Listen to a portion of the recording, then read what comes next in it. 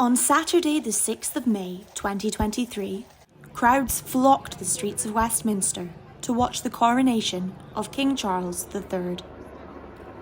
While revellers in Trafalgar Square fought to catch a glimpse of the newly crowned king in his golden carriage, only a stone's throw away, on the Strand, volunteers from Refuge Network International chose to spend their day serving up food to the city's homeless and disadvantaged.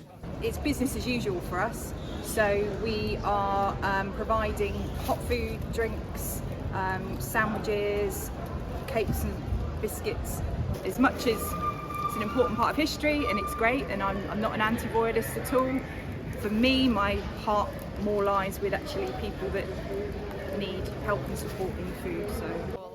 Food distributions like this take place in the city's centre several days a week, with multiple organisations working year-round to provide those in need with food, toiletries and other essentials. But coronation celebrations have disrupted these initiatives, with road closures making it difficult for organisations to transport food and equipment to distribution points. So Charles, who runs Refugee Network, he was unable to get his van through for almost an hour. We had to go and meet him to bring the hot food, so our service started an hour late, which, as I'm sure you can appreciate, if you're starving hungry, it takes a while for, that people get agitated in the queue. So people queue from about 12:30, but we couldn't start serving today until 2 o'clock. And it's raining, and we're so close to the procession that people have been moved on, or it's not been a totally negative experience, but it has had an impact, yeah.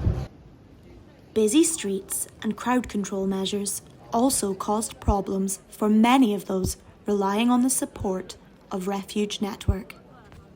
All the roads are like payments trying to get through.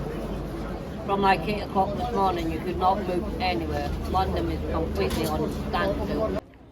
Sadly, the crowded streets posed a direct threat to some, with one homeless man telling me he was robbed by someone drinking on the streets on Coronation Day. Today I got someone grabbed and punched my face and spit on my face and hit me, and he take my phone. So I think drug people, I don't know them, but why they try to attack people, I don't know why.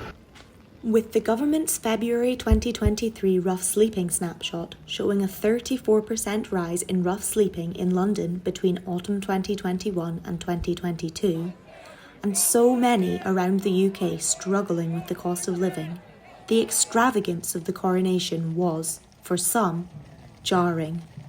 It's a momentous occasion. It's the first time in 70 years.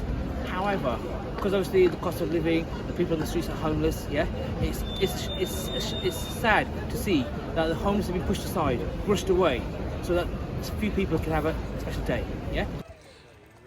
Many royal supporters argue that the charitable work of the royal family makes it all worthwhile. For others, the question of whether the government can justify the cost of royal events while people continue to live on the streets is certain to remain.